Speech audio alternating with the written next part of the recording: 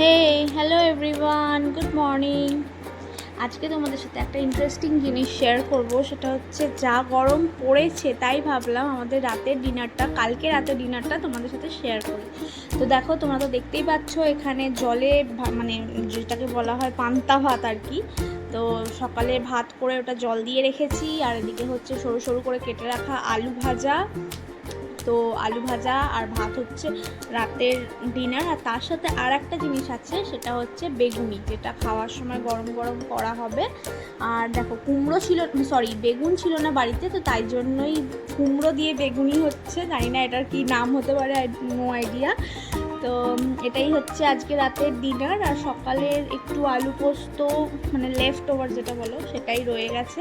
তো এই দিয়ে আমাদের গরমকালে যা গরম পড়েছে, তো এর থেকে শান্তির খাবার মানে কিছু হয় না।